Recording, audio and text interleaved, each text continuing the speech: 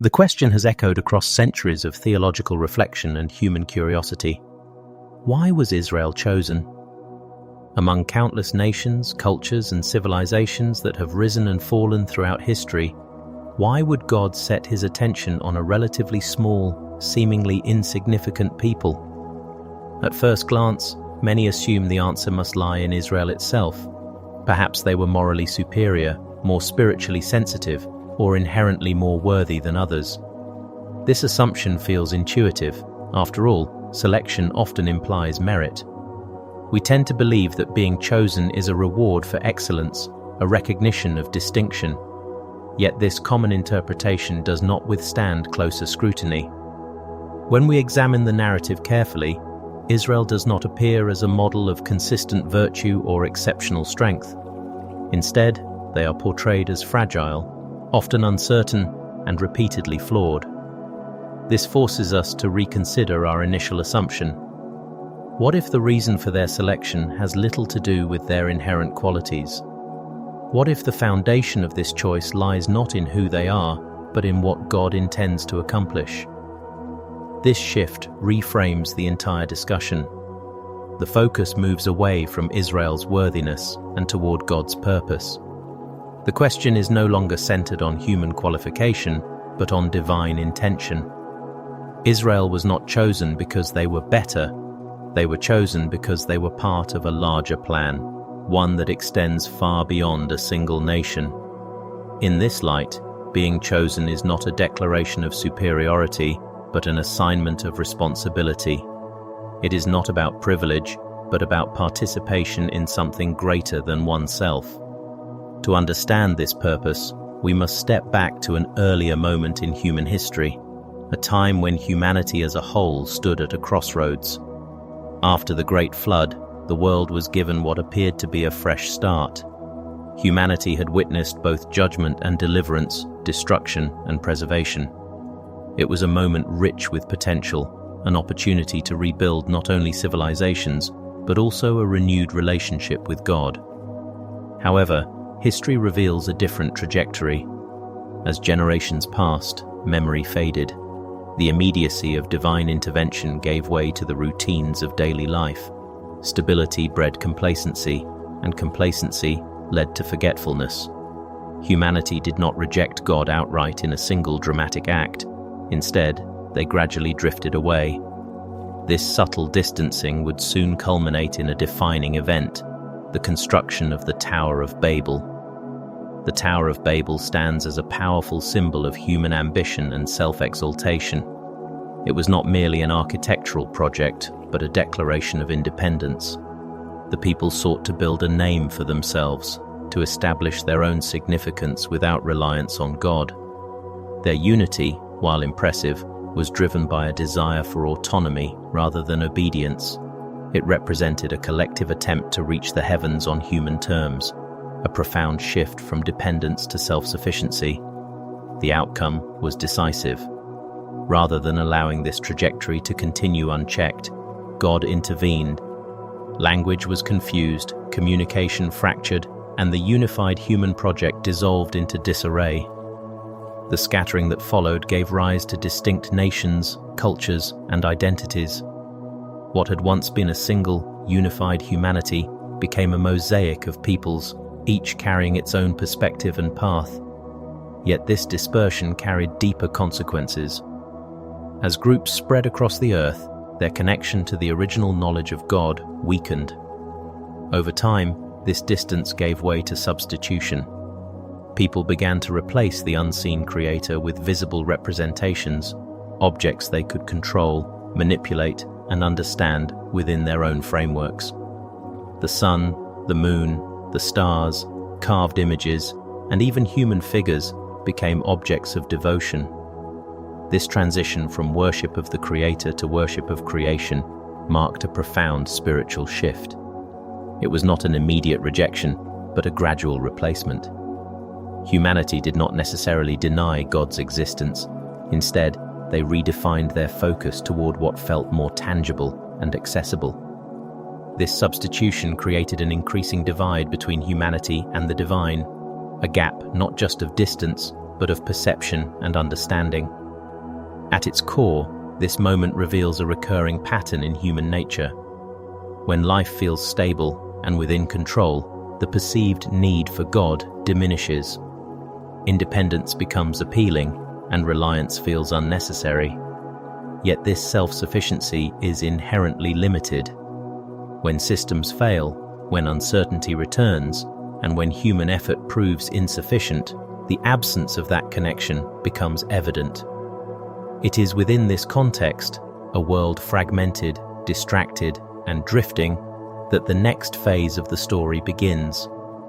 God's response is not to abandon humanity, but to initiate a new approach. Rather than addressing the entire world at once, he begins with a single individual. This choice may seem unexpected, even counterintuitive. Why start so small in the face of such a widespread problem? But this is precisely the point. The solution does not begin with power, scale, or dominance. It begins with intention. In a world that has turned inward, seeking its own path, God initiates a plan that will eventually reach outward again, restoring what was lost, not through force, but through a carefully unfolding purpose. In a world that had grown distant from God, fragmented by language, divided by culture, and increasingly absorbed in its own pursuits, an unexpected shift begins to take place. Instead of addressing entire nations or restoring humanity through a sweeping display of power, God initiates his plan through a single individual. This decision, at first glance, appears almost illogical. If the problem is global, why begin so small? Yet it is precisely within this apparent simplicity that the depth of the strategy is revealed. The man chosen for this pivotal role does not fit the profile one might expect. Abraham, known at the time as Abram, does not stand out as a figure of influence or capability. By conventional standards, his life is already nearing its conclusion. At 75 years old, he is well beyond the age typically associated with new beginnings. More significantly, he has no children. In a cultural context where legacy, inheritance, and identity were deeply tied to descendants, this absence is not merely a personal sorrow, it represents a closed future. There is no clear path forward, no indication that his name or story will extend beyond his own lifetime. From a human perspective, Abraham embodies limitation.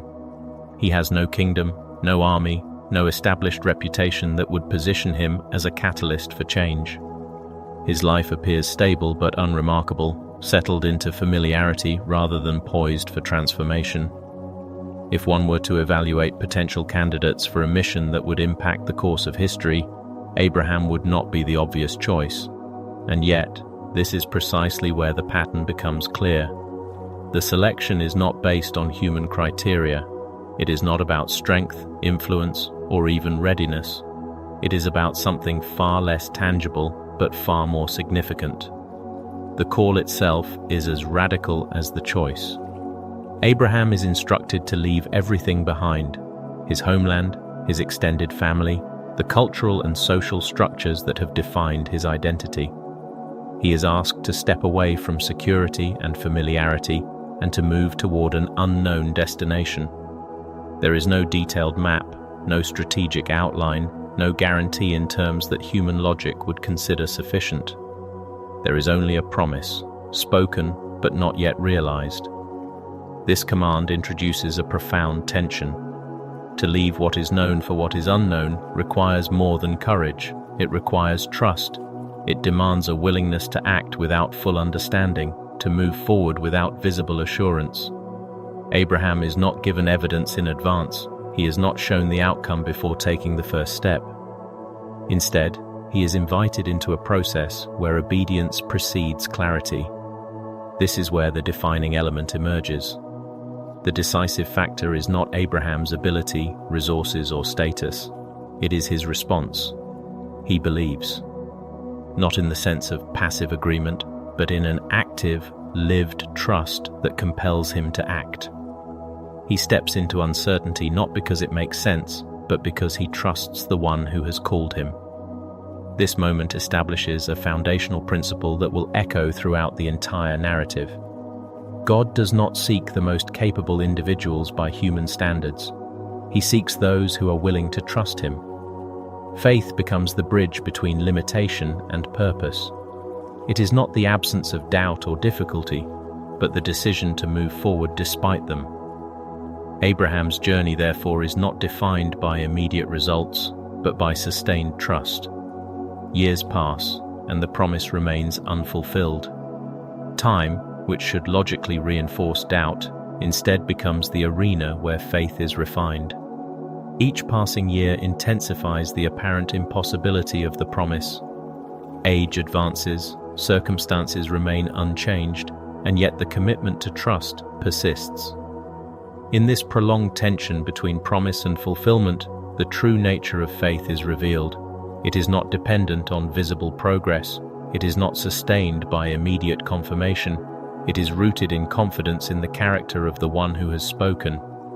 Abraham does not continue because he sees the outcome. He continues because he trusts the source. At the heart of Abraham's calling lies a promise that extends far beyond his personal life. It is not limited to his immediate circumstances or even to his generation. Instead, it introduces a vision that unfolds across time, connecting individual obedience to a broader, global purpose. The promise itself carries two interconnected dimensions. First, Abraham is told that he will become the father of a great nation. This declaration stands in direct tension with his current reality. A man without children is being told that his descendants will multiply into a people of significance. The impossibility of this statement is precisely what gives it weight. It is not a projection based on existing conditions. It is a declaration that depends entirely on divine intervention. The second dimension expands the scope even further. Through Abraham, all the nations of the earth will be blessed.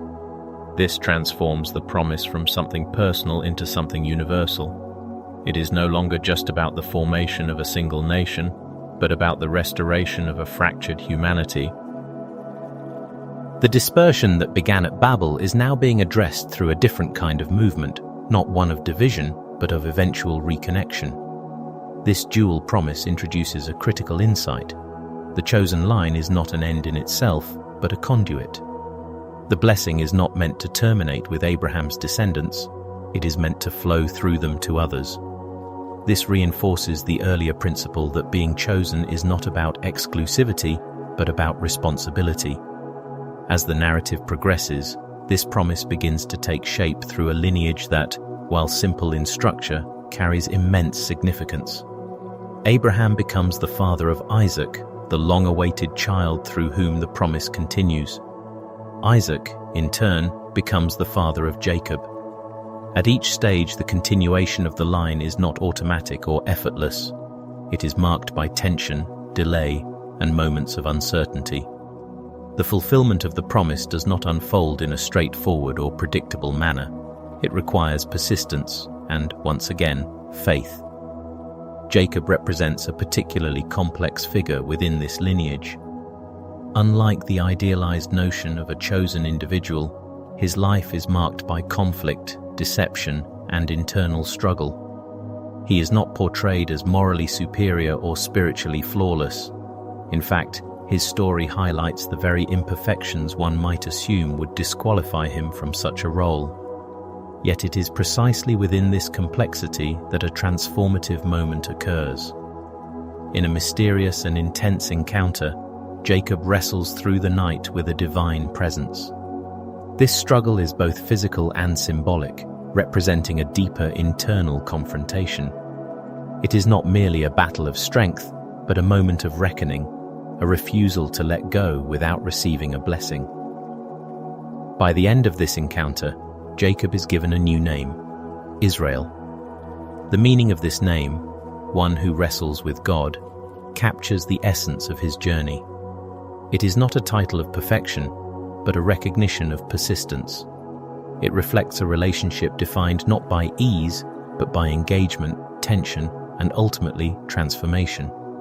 This renaming carries significance beyond the individual. It becomes the identity of an entire people. The nation that will emerge from Jacob's descendants will carry this name, embedding within its identity the idea of struggle intertwined with faith. Israel is not a people defined by flawless obedience, but by an ongoing dynamic relationship with God, one that includes doubt, resistance, and perseverance.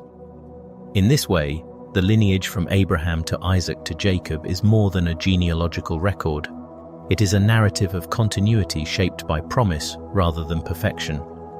Each generation inherits not only the blessing, but also the responsibility and the challenge of living within it. The story does not advance because the individuals are ideal. It advances because the promise remains active. As these threads come together, a clearer picture begins to emerge. What started as a single call to an unlikely individual is gradually forming the foundation of something much larger. The promise is moving forward, not in dramatic leaps, but through steady, often difficult progression. And with each step, the underlying principle is reinforced. The unfolding of this plan depends not on human strength, but on a sustained response of faith to a promise that continues to extend beyond what can be immediately seen.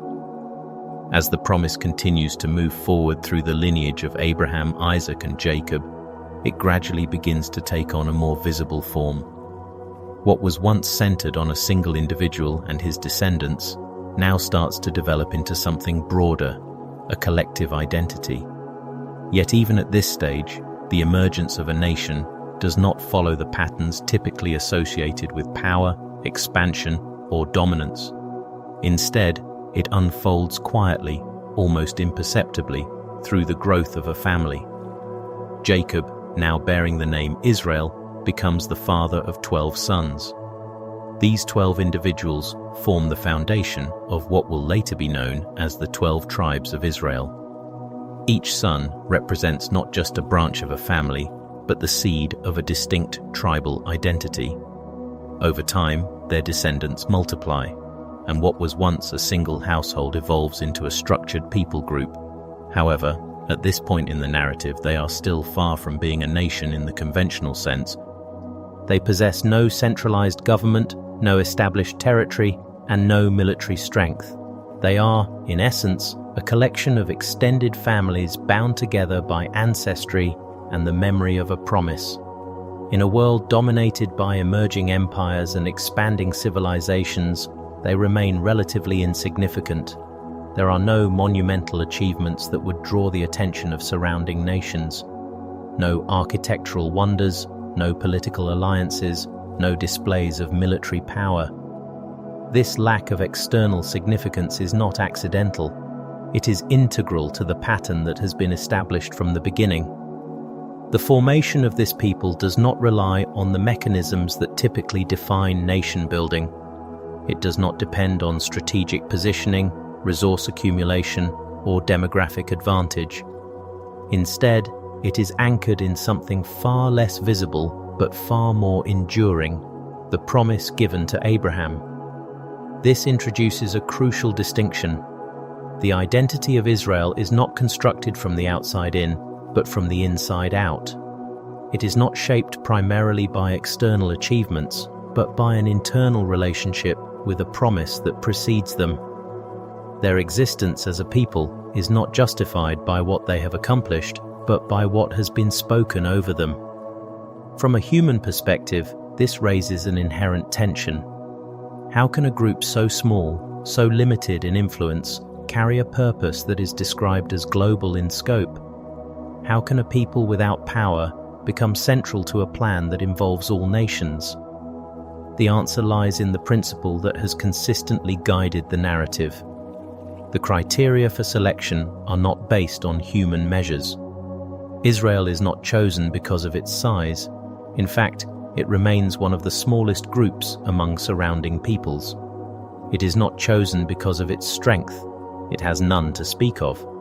It is not chosen because of its moral superiority. Its internal conflicts and failures will soon make that clear. The basis of its selection is singular and unchanging, the promise. This reliance on promise rather than performance reshapes the understanding of identity itself. It means that Israel's significance does not fluctuate with its circumstances. Whether they are growing or struggling, visible or hidden, their role remains intact because it is not self-generated. It is sustained by something beyond them. At the same time, this form of identity carries a unique kind of vulnerability. Without the usual markers of security, military strength, political stability, or economic power, they are constantly exposed to external pressures. Their survival does not appear guaranteed. This vulnerability, however, becomes the very context in which the nature of their calling is revealed. It forces a continual dependence, not on their own capacity, but on the faithfulness of the promise they carry. As their numbers increase, the transition from family to people group becomes more apparent. Yet before they can establish themselves as a nation in any recognizable form, their story takes an unexpected turn, one that will both challenge and define them in profound ways. The movement toward becoming a nation does not lead immediately to independence or stability. Instead, it leads into a period of deep hardship. The descendants of Jacob find themselves in Egypt, a land that initially offers refuge rather than oppression. This transition is made possible through Joseph, one of Jacob's sons, whose journey from betrayal to prominence places him in a position of influence within the Egyptian system. Through Joseph, the family is welcomed into Egypt during a time of severe famine. What begins as a strategic relocation for survival becomes a season of provision and protection. They are given land, resources, and the opportunity to grow. In this phase, Egypt represents safety, a place where the promise can continue to develop without immediate threat. However, this favorable situation does not remain static. Over time, generations pass, and the memory of Joseph's contributions fades. A new leadership arises, one that does not share the same perspective or sense of obligation. What was once seen as an asset gradually becomes perceived as a threat. The growing population of the Israelites begins to provoke fear among the Egyptians, who worry about potential rebellion or alliance with external enemies. This shift in perception marks the beginning of a dramatic transformation. The Israelites are no longer treated as guests. They are redefined as a problem to be controlled. Policies are implemented to suppress their growth and limit their influence. What follows is a descent into systemic oppression. They are forced into labor, subjected to harsh conditions, and stripped of autonomy. This period of slavery extends not for a short duration, but for generations, approximately 400 years. It becomes the defining reality of their existence.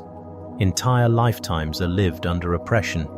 Children are born into it, grow up within it, and die without experiencing freedom. The promise that once defined their identity now seems distant, almost irrelevant in the face of daily survival. From an external viewpoint, it appears as though the trajectory has been lost. A people who were meant to become a great nation are now enslaved, their potential suppressed, their future uncertain. The contrast between the promise and their present condition could not be more stark. Yet even within this prolonged silence, the underlying narrative has not been abandoned. The absence of visible progress does not indicate the absence of purpose. What seems like stagnation is in fact a stage of preparation, one that will eventually give rise to a moment of decisive intervention. This intervention begins, once again, with an unlikely individual.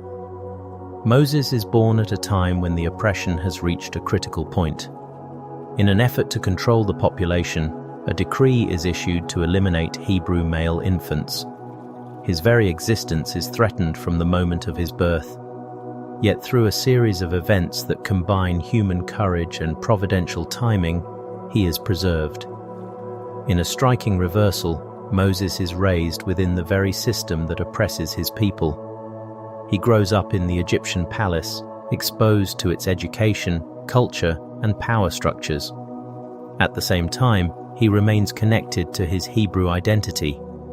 This dual positioning places him in a unique but complex situation, both insider and outsider, shaped by two worlds but fully belonging to neither. Despite this privileged upbringing, Moses' path does not follow a straightforward trajectory toward leadership.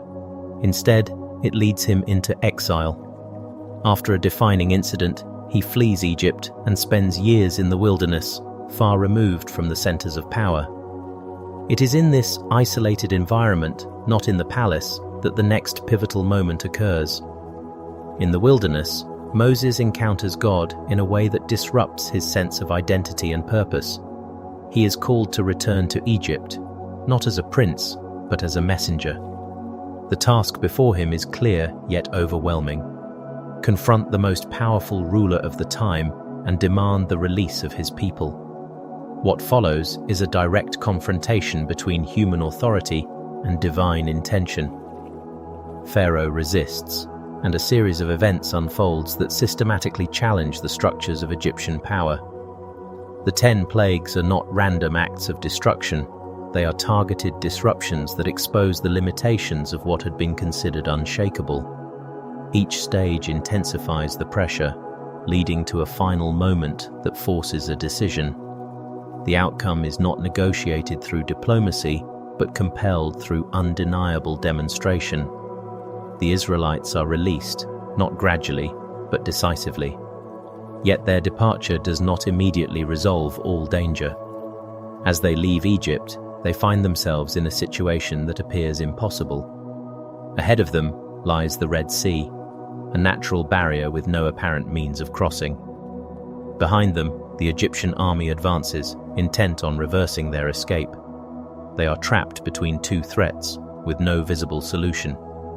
It is at this precise moment, when all human options are exhausted, that the defining message emerges. The path forward is not created through strategy or strength. It is opened through intervention.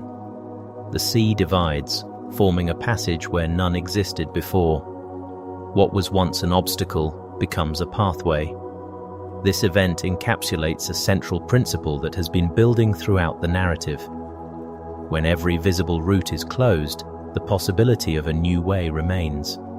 Not one that originates from human capacity, but one that is revealed through divine action.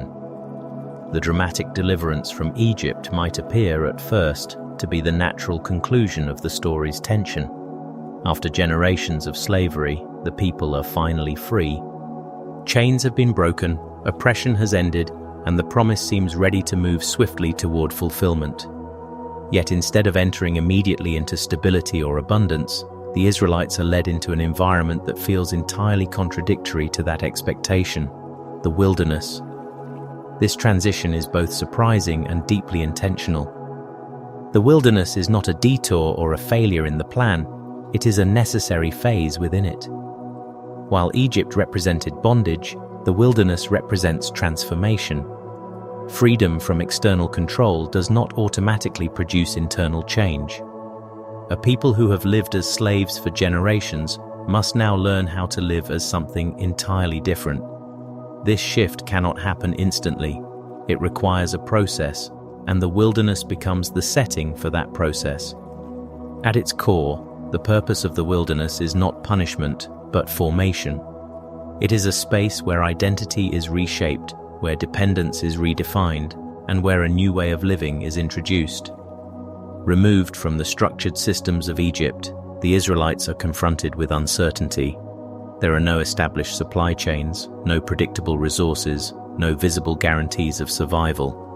What remains is an environment that exposes both their vulnerability and their need for something beyond themselves. Within this setting, a series of lessons begins to unfold. Lessons that are not merely practical, but deeply spiritual. One of the most immediate challenges the people face is the issue of provision. Without the resources they once relied on, they begin to question how they will sustain themselves. It is in this context that manna appears. Each morning, a substance covers the ground, something unfamiliar, something they cannot fully explain. It becomes their daily food, yet the manner in which it is given carries a deliberate constraint. They are instructed to gather only enough for each day. Any attempt to store it for the future results in spoilage. This detail transforms the act of provision into a lesson in dependence. Survival is no longer based on accumulation or control, but on trust. Each day requires a renewed reliance, a recognition that provision is not secured in advance, but received in the present. This daily rhythm challenges a deeply ingrained instinct, the desire for security through control. In Egypt, despite their oppression, there was a certain predictability. Food, though limited, was structured. In the wilderness, that structure is replaced with uncertainty. The lesson is clear. Dependence on God is not a one-time decision, but a continual posture. The same principle emerges in moments of physical crisis. When the people face extreme thirst, the situation escalates quickly. Water, the most basic necessity for life, becomes scarce. Fear intensifies, and frustration rises. In response, an unexpected solution is provided. Water flows from a rock. What should be impossible becomes the source of survival. This event reinforces a foundational truth. The source of life is not confined to expected systems. Provision can come from places that defy logic. The wilderness strips away assumptions about where security originates and redirects attention toward the one who sustains life itself. Alongside these physical provisions, a deeper structural transformation takes place through the giving of the law. At Mount Sinai, the relationship between God and the people is defined in a new way. What began as deliverance now develops into covenant. The law is not merely a set of rules. It is a framework for living, a blueprint for a society shaped by justice, order, and moral clarity. For a people emerging from slavery, this is a radical shift. In Egypt, their lives were dictated by external authority. Now, they are invited into a different kind of order, one that is rooted not in oppression, but in relationship. The law introduces boundaries, but it also establishes identity. It defines what it means to live as a people set apart, guided not by human systems, but by divine instruction. However, while these external lessons are clear, the internal response of the people reveals a deeper struggle. Transformation is not immediate. Old patterns persist. Despite witnessing provision and experiencing guidance, the Israelites repeatedly fall into complaint. They grumble about food, about water, about direction. Their memories begin to shift in unexpected ways. Egypt, once the place of suffering, is remembered selectively. The pain fades, while the perceived stability remains. They recall the food they had, the structure they lived under, and begin to compare it favorably to the uncertainty of the wilderness. This distorted memory highlights a powerful psychological dynamic. Familiarity can feel safer than freedom, even when that familiarity is rooted in oppression. Fear becomes another dominant factor. Each challenge is interpreted not as an opportunity for trust, but as a threat to survival. The gap between what they have experienced and what they believe continues to persist. They have seen deliverance, yet they struggle to internalize its implications. This tension between experience and belief defines much of their wilderness journey. The wilderness, therefore, is not simply a place of external testing, but a mirror reflecting internal realities. It exposes doubt, resistance, and the lingering influence of past identities. At the same time, it provides the context in which those elements can be confronted and ultimately transformed. Among all the moments in the wilderness, few are as striking or as revealing as the incident of the golden calf. It occurs not at a point of prolonged hardship, but immediately following one of the most profound encounters between God and the people. They have witnessed extraordinary events: the parting of the sea, the daily provision of manna, the manifestation of divine presence at Sinai. The evidence of God's involvement is not distant or abstract, it is immediate and undeniable. And yet, it is precisely in this context that a crisis emerges. The catalyst is subtle but significant. Moses, the visible leader and mediator, ascends the mountain to receive further instruction. As time passes, his absence creates a void. Without his presence, the people begin to experience uncertainty. The lack of immediate, visible guidance triggers discomfort. Silence replaces action, and in that silence, anxiety begins to grow. This reveals a critical vulnerability. The people have become accustomed to tangible signs, visible demonstrations of power, direct interventions, clear leadership. When those elements are temporarily removed, their sense of stability begins to erode. The issue is not the absence of God, but the absence of visible reassurance. In response to this uncertainty, a familiar impulse surfaces, the desire for something tangible. They seek an object that can represent security, something they can see, touch, and control. This desire is not entirely new.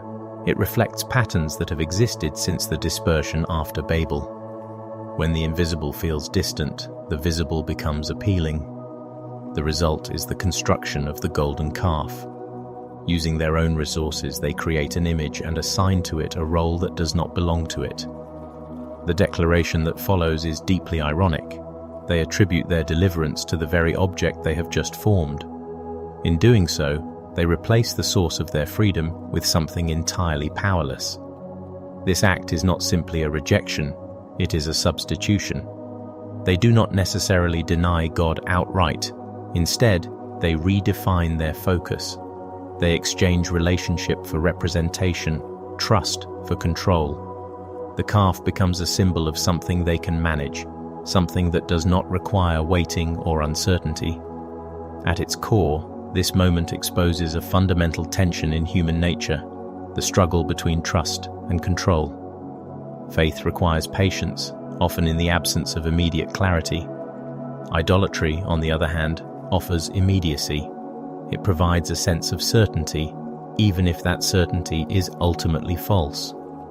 The significance of this event extends far beyond its historical context. While the form of idolatry may change, its underlying dynamics remain consistent. In contemporary terms, the golden calf is rarely a physical statue. Instead, it takes on more subtle forms, systems, achievements, and constructs that promise security and meaning. Money becomes a source of control, offering the illusion of stability. Power becomes a means of influence, creating a sense of significance. Success becomes a metric of worth, shaping identity around achievement. None of these elements are inherently negative, but when they occupy the central place that belongs to something greater, they function in the same way as the golden calf. The danger lies in their subtlety. Unlike the overt act of creating an idol, modern equivalents often integrate seamlessly into daily life. They do not demand explicit worship, but they gradually shape priorities, decisions, and values. Over time, they redefine what is trusted, what is pursued, and what is ultimately relied upon. The story of the golden calf, therefore, is not confined to a single moment in history. It is a reflection of an ongoing human tendency, the inclination to replace what requires faith with what offers control. It challenges the reader to examine not only what is believed, but what is depended upon. In the broader narrative, this incident underscores a critical reality. External deliverance does not guarantee internal transformation. The journey from slavery to freedom is not completed in a single event. It is an ongoing process, one that involves confronting deeply rooted patterns and reorienting the heart toward a different center of trust. After the long journey through the wilderness, marked by provision, failure, correction, and gradual transformation, the people of Israel finally arrive at a decisive moment. They stand at the border of the land that had been promised generations earlier. This is not just a geographical destination. It represents the visible fulfillment of everything that has been spoken since the time of Abraham. The promise is no longer abstract. It is now within reach. Yet before entering, a decision is made that appears reasonable from a human perspective. 12 men are sent to explore the land, to assess its conditions, its resources, and its challenges. For 40 days, they observe, gather evidence, and prepare a report. When they return, their findings confirm what had already been promised. The land is fertile, abundant, and rich with potential. In every measurable way, it aligns with the vision that had been given. However, the focus quickly shifts from what is possible to what is threatening. 10 of the 12 spies emphasize the obstacles. They describe fortified cities, powerful inhabitants, and overwhelming odds. Their language reflects not just observation, but interpretation. In their eyes, the people of Israel are small, insignificant, like grasshoppers in comparison to those who occupy the land. The remaining 2 spies present a different perspective. They do not deny the challenges, but they interpret them through a different lens.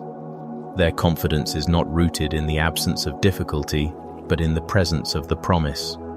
They believe that what has been spoken is greater than what is seen. At this moment, 2 competing narratives emerge. One is driven by fear, grounded in visible reality. The other is driven by faith, grounded in trust beyond immediate evidence. The critical issue is not the condition of the land, but the perspective of the people. The response of the community reveals which narrative carries more weight. Fear spreads quickly. Anxiety escalates into panic. The people begin to question everything: why they left Egypt, why they endured the wilderness, why they trusted in the first place. In a striking reversal, they begin to consider returning to the very place from which they were delivered. This reaction exposes a profound truth. Freedom does not eliminate fear. Even after experiencing deliverance, the instinct to retreat can remain strong. The unknown, no matter how promising, can feel more threatening than the familiar, even if the familiar was harmful. The consequence of this decision is significant. The opportunity to enter the promised land is not removed, but it is postponed. The generation that stood at the border does not move forward. Instead, they are redirected back into the wilderness, where they will remain for 40 years until a new generation arises, one that is willing to trust where the previous one hesitated. This moment crystallizes a powerful message. The promise is not lost, but it can be delayed. The barrier is not the external obstacle, but the internal response. What prevents progress is not always the absence of opportunity, but the presence of fear.